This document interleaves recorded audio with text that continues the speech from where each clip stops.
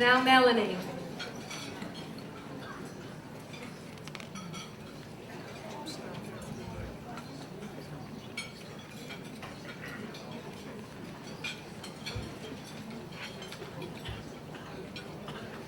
Good evening.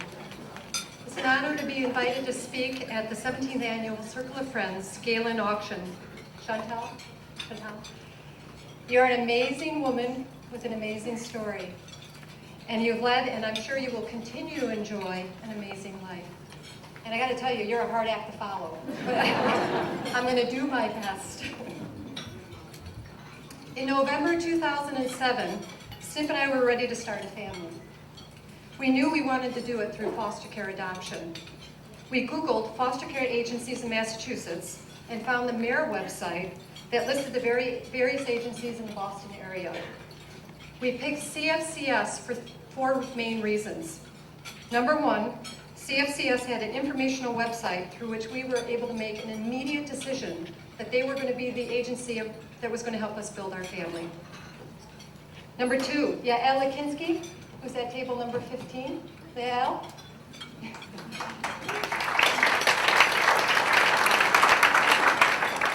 A social worker with CFCS called us right back. Number 3, CFCS ran Saturday MAP training classes. And 4th, the most important reason, was that we chose Cambridge Family and Children's Services because it was located in Cambridge. And we believed that as a same-sex couple, we would be welcome there. And we were welcome. We had a fun class in which we were one of 4 same-sex couples, including the instructor, Laura. Laura shared her real-life experiences as an adoptive mom to 2 teenage sons.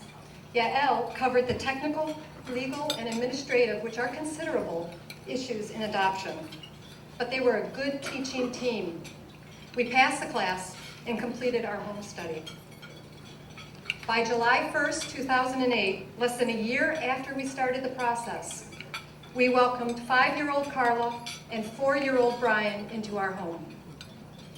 1 year after that, in November 2009, this past November, we became a legal family on National Adoption Day in Hamden Juvenile Court.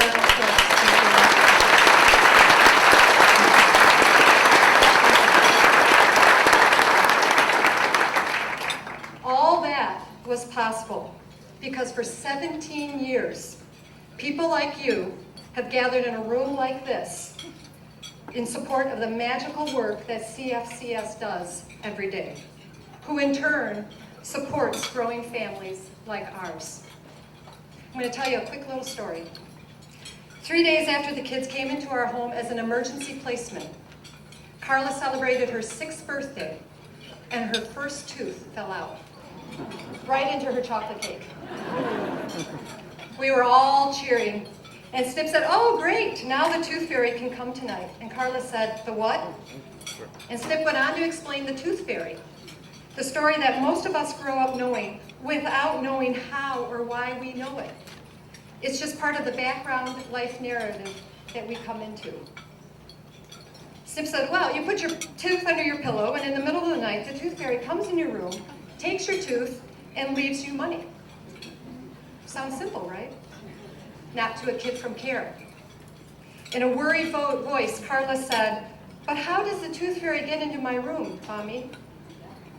And Snip, not seeing the trap that was being sprung, said conspiratorially, "Why, she comes right in through your window while you're sleeping." Carla stiffened, and in a firm voice said, "Oh, no, no, no, no, no, no, thank you. I don't want that tooth fairy in my room. And I don't want anyone going under my pillow. No way. No, thank you." Poof, the trap door swung open and we fell right through it. The thing about being a parent to kids from CARE who are taken from their birth home due to neglect or abuse is that we have to be careful not to make assumptions about what we think are fun or safe ideas. A backpack of privileges includes being lucky enough to be born into or grow up in a safe and loving home, eating 3 square meals a day, and never having to worry about who should or shouldn't be in your house. Clearly to Carla, who with her brothers had endured homelessness that included periods of sleeping in the woods eating sticks. Mind you, we're not talking about kids from Haiti homeless because of an earthquake. We're talking about Chicopee, Massachusetts in the United States of America. But to Carla, having someone come into her house, even someone named the Tooth Fairy, was not her idea of fun. So, after a pause, we took stock of the situation. And Snip said to Carla, well, you know, the Tooth Fairy doesn't have to come into your room, doesn't even have to come into the house, honey. We can make a big sign that says, Tooth Fairy, Carla's tooth is in the mailbox. Please take the tooth and leave the money. Thank you, love Carla. And we can hang the sign on our front door. And that's exactly what we did. And anybody driving past our house would have seen that message to the Tooth Fairy. The next morning, Carla woke up and acted like it was just any other day. She ate breakfast, she brushed her teeth, she did her hair, she took her vitamins.